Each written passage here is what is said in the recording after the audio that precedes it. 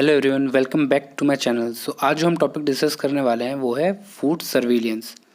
तो इसमें हम डिस्कस करेंगे कि फूड सर्विलेंस क्या होता है, इनका क्या फंक्शन होता है, ये कैसे सपोर्ट करते हैं स्टेट को, सेंट्रल को, कितने टाइप्स के होते हैं और कौन कौन से ओकेशन में हम किस तरह की सर्विलेंस करते हैं। So let's continue. तो अब सबसे पहले आपको ये पता होना चाहिए कि फूड सेफ्टी सर्विलेंस होता क्या है। तो अगर मैं आपको सिंपल लैंग्वेज में बताऊं तो ये एक ऐसा सिस्टम होता है जो कि डाटा कलेक्ट करता है regarding all type of contaminants. मतलब जितने भी कंटामिनेंट्स हैं जो कि फूड से रिलेटेड है, उन सब के बारे में ये इन्फॉर्मेशन कलेक्ट करता है।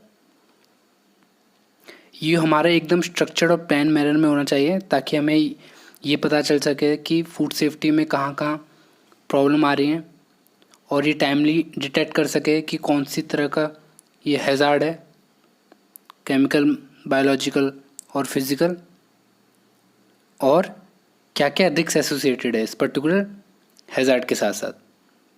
तो ये कौन बताता है? ये हमारा फूड सर्विलेंस सिस्टम बताता है। अब यहाँ हमें दे रखा है section 29 part 3 of FSS act 2006। तो इसके अंडर फूड अथॉरिटी की पावर दी गई है कि वो एक ऐसा सिस्टम मेंटेन करे जो फूड बिजनेस की हर स्टेज पर सर्विलेंस कर सके और ये पता कर सके कि इसमें क्या हैज़ार्ड है, क्या रिस्क एसोसिएटेड है, और साथ में प्रॉपर कम्युनिकेशन प्रोवाइड कर सके हर एक स्टेज पे। इस स्टेज पे आपको ये पता चला कि ये पर्टिकुलर हैज़ार्ड है यहाँ, ठीक है, और ये रिस्क पब्लिक हेल्थ कंसर्न से रिलेटेड है, तो आपको ये आगे कम्युनिकेशन भी आगे भी कम्युनिकेट करना पड़ेगा। तो ये काम कौन करता है? Food surveillance system. अब हम देखते हैं what are the objectives of surveillance. तो सबसे पहला है पॉइंट, ये एक तरीके से हमें साइंटिफिक और टेक्निकल डाटा प्रोवाइड करता है। किससे related food consumption and the exposure of individual to risk related to it. मतलब कि सोसाइटी क्या फूड किस तरह का फूड कंज्यूम कर रही है, ठीक है, और उससे क्या क्या रिस्क एसोसिएटेड है, इसके ऊपर डाटा कलेक्ट करना, ठीक है। वैसे ही बायोलॉजिकल रिस्क कौन कौन से हैं मार्केट में, उससे रिलेटेड डाटा लेना, कंटामिनेंट्स कौन से हैं फूड में, और आइडेंटिफिकेशन ऑफ इमर्जिंग रिस्क, ये कौन कौन से इमर्जिंग रिस्क हैं अभी मार्केट में फूड से रिलेटेड, फूड सेफ्टी से रिलेटेड, इन सब पे डाटा कलेक्ट करने का काम इन्हीं का है।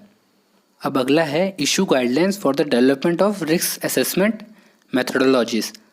अब इसमें क्या होता है, जैसे कि आपको कोई हैज़ार्ड आइडेंटिफाई हुआ तो उससे जो रिस्क रिलेटेड हैं उसको कैसे आप एसेस करोगे और कैसे आप उसको हैंडल करोगे, ये आपको कौन, इसके ऊपर कौन गाइडलाइंस प्रोवाइड करेगा आपको? वो है आपका फूड सेफ्टी सर्विलेंस।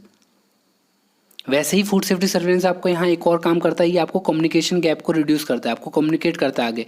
और कोई भी मार्केट में नया रिस्क हैज़ार्ड आया हो या उससे रिलेटेड क्या क्या रिस्क है, ये आपको कौन कौन कम्युनिकेट करेगा? ये आपको करेगा फूड सेफ्टी सर्विलेंस सिस्टम। और अगला है कि ये एक तरीके से स्टेट गवर्नमेंट की भी हेल्प करती है to implement crisis management procedure. मतलब अगर अचानक आगे जाके कोई क्राइसिस आ जाता है तो उसको किस तरह से मैनेज करना है, उसके ऊपर भी यही अपना scientific and technical advice provide करती है ताकि वो चीज़ अच्छे से मैनेज करी जा सके। अब हम आते हैं टाइप ऑफ सर्विलेंस, कि हम जो सर्विलेंस जो करते हैं हम वो कौन कौन से टाइप के होते हैं, ठीक है। एक होता है एक्टिव सर्विलेंस और एक होता है पैसिव सर्विलेंस। हम एक एक करके डिस्कस करेंगे कि एक्टिव क्या होता है और पैसिव क्या होता है। इन दोनों के अपने अपने फ़ायदे हैं और अपने अपने नुकसान हैं, वो हम एक एक करके डिस्कस करेंगे। अब सबसे पहले आता है हमारा एक्टिव सर्विलेंस। तो इसमें क्या होता है, इसमें हम एक तरीके से एम्प्लॉय हायर करते हैं, ठीक है, जो कि इन्फॉर्मेशन कलेक्ट करते हैं मैन्युफैक्चरिंग यूनिट से और पॉपुलेशन से। अब वो किस तरह की इन्फॉर्मेशन होती है? Information about quality of food item, ठीक है, कि किस तरह का लोग फूड कंज्यूम कर रहे हैं, ठीक है, मैन्युफैक्चर किस तरह का प्रोडक्ट बना रहा है, किस तरह के इंग्रेडिएंट्स यूज़ कर रहा है वो, और कौन कौन से टेस्टिंग पैरामीटर इन्वॉल्व हैं, ये सब ये पर्टिकुलरली कॉन्टैक्ट करके पूछता है, ठीक है। तो अगला है active surveillance provide the most accurate and timely information but it is also expensive. अब मैंने बताया कि आपको हायर करना पड़ता है तो आपको उनको पेमेंट भी देनी पड़ेगी, तो इसलिए ये एक्सपेंसिव हो जाता है। पर इसका एक फ़ायदा ये भी है कि ये एक्यूरेट होता है और टाइमली इन्फॉर्मेशन देता है आपको, क्योंकि आप इसमें जब आप पूछोगे तब आपको मिल जाएगा, ठीक है, जवाब, और आपका एक्यूरेट होगा क्योंकि आप खुद पूछ रहे हो। अब हम देखते हैं कि इसके अंडर कौन कौन से आते हैं, ठीक है। जैसे कि हो गया स्टेट स्पेसिफिक सर्विलेंस हो गया, सीजनल सर्विलेंस हो गया, सर्विलेंस ड्यूरिंग फेस्टिवल हो गया, surveillance in case of any risk associated with food. अब जैसे कि आपको पता चला कि इस पर्टिकुलर फूड आइटम से रिस्क रिलेटेड है, मतलब इसके अंदर कोई हैजार्ड है जिससे हमें रिस्क हो सकता है, जो कि पब्लिक हेल्थ कंसर्न से रिलेटेड है, तो आप क्या करोगे, आप जो भी मैन्युफैक्चरिंग यूनिट्स है जो ये पर्टिकुलर फूड आइटम बनाती है बेचती है, आप उन सबसे कांटेक्ट करोगे और इन्फॉर्मेशन कलेक्ट करोगे। तो ये होता है surveillance in case of any risk associated with particular food item. अगला है कम्युनिटी स्पेसिफिक। तो ये था आपका व्हाट इज़ एक्टिव सर्विलेंस। अब आते हैं हम पैसिव सर्विलेंस में। अब इसमें क्या होता है, इसमें हमारा एक रेगुलेटरी अथॉरिटी होती है, ठीक है, जिसको कि हम सारे के सारे जितने भी यूनिट्स हैं, मैन्युफैक्चरिंग यूनिट्स हो गई, पब्लिक हेल्थ की यूनिट्स हो गई, ये सब के सब आपको रिपोर्ट सबमिट करती हैं, ठीक है। मतलब आपको इनसे खुद जाके डायरेक्ट कॉन्टैक्ट नहीं करना पड़ता, आपके पास ये खुद आती हैं, आपको रिपोर्ट सबमिट करती हैं, ठीक है। आप वो एनालाइज करते हो, वो डाटा कलेक्ट करते हो और फिर आप उसके ऊपर एक्शन लेते हो। तो फिर जैसे कि मैंने बताया कि इसमें आपको खुद जाके कॉन्टैक्ट नहीं करना पड़ता है, यानी कि आपको कोई एम्प्लॉयर अलग से हायर नहीं करना पड़ता है, तो इसलिए ये रिलेटिव इनएक्सपेंसिव होती है, ठीक है, as compare to active surveillance. और एक तरीके से ये लार्ज एरिया को कवर कर सकती है। जैसे उसमें था, एक्टिव में तो क्या था कि आपको पर्टिकुलर जाके कांटेक्ट करना पड़ता है, तो आप ऐसा तो नहीं, आप बहुत ज़्यादा लार्ज कम्युनिटी है तो आप उससे इंडिविजुअल जाके तो आप कांटेक्ट कर नहीं सकते।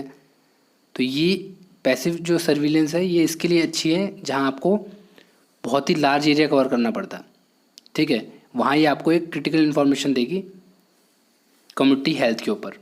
अब पैसिव सर्विलेंस के अंदर हम कौन कौन से तरह के डाटा कलेक्ट करते हैं, हम करते हैं डाटा ऑन फूड कंजप्शन, ठीक है, कौन कौन से बायोलॉजिकल रिस्क हैं, कौन कौन से कंटामिनेंट्स हैं फूड में, ये सारे जो मैं आपको बता रहा हूँ इन सब में हमें लार्ज एरिया कवर करना पड़ता है, ठीक है, तभी हम पैसिव सर्विलेंस यूज़ करते हैं। क्योंकि एक्टिव सर्विलेंस में ये पॉसिबल नहीं है कि आप इंडिविजुअल जाके सबसे पूछो, इसलिए हम पैसिव सर्विलेंस यूज़ करते हैं क्योंकि ये लार्ज एरिया कवर कर सकता है।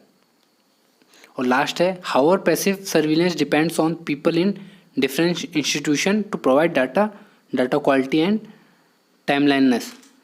मतलब इसका ये मतलब है कि जैसे कि देखो, आप पैसिव सर्विलेंस में आपका एक ड्रॉबैक भी है कि आपको उस पर डिपेंड होना पड़ता है कि किस तरह का की आपको रिपोर्ट लोग सबमिट कर रहे हैं, ठीक है, आपको उस पर डिपेंड होना पड़ता है। क्योंकि एक्टिव में तो आप खुद पूछ रहे थे तो आपको पता है कि वो चीज़ एक्यूरेट होगी, क्योंकि आप खुद डाटा कलेक्ट कर रहे हो और वो आपको टाइम से ही मिल जाएगी, क्योंकि आप जब आप चाहो तब आप डाटा कलेक्ट कर सकते हो। बट इसमें पैसिव में आपको वेट करना पड़ता है कि कब वो पर्टिकुलर ऑर्गेनाइजेशन आपको रिपोर्ट सबमिट करेगी, तब आप एनालाइज करोगे। तो ये इसका थोड़ा ड्रॉबैक है। अब जैसे कि इसमें यहाँ दिखाया गया है कि किस तरीके से हम इंफॉर्मेशन डाटा कलेक्ट करते हैं, उसको इंटरप्रेट करते हैं और किस तरीके से इंफॉर्मेशन आगे पास की जाती है। तो हम एक बात बता दूं कि जैसे कि फूड सर्विलेंस सिस्टम में कोई ऐसा नहीं है कि एक ही ऑर्गेनाइजेशन काम कर रही है, इसमें बहुत सारी ऑर्गेनाइजेशन आपस में कोऑर्डिनेट करके काम करती हैं, ठीक है। अब इसमें कौन कौन सी ऑर्गेनाइजेशन हो गई, जैसे कि मिनिस्ट्री ऑफ एग्रीकल्चर आ गया, इसमें मिनिस्ट्री ऑफ हेल्थ आ जाती है, हमारी फूड अथॉरिटी आ जाती है, इसमें FSI, वेटनरी अथॉरिटीज़ आ गई आपकी, इंडस्ट्रीज़ आ गई आपकी, नेशनल फूड रेफरेंस लैब आ गई, NGOs आ गए, पब्लिक हेल्थ अथॉरिटीज़ आ गई। ये सब आपस में मिलके काम करती हैं ताकि ये इंफॉर्मेशन डाटा कलेक्ट कर सकें, ठीक है, उसे एनालाइज कर सकें और एक इंटरप्रिटेशन निकाल सकें पर्टिकुलर डाटा का। और साथ साथ में यही चीज़ यहाँ से इंफॉर्मेशन पास करती हैं। तो इस तरीके से हमारा पूरा का पूरा फूड सेफ्टी सर्विलेंस सिस्टम काम करता है। सो आज का लेक्चर यहीं ख़त्म होता है।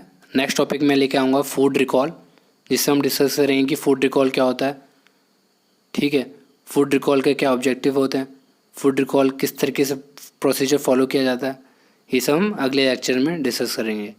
Till then stay tuned and thank you for watching this video.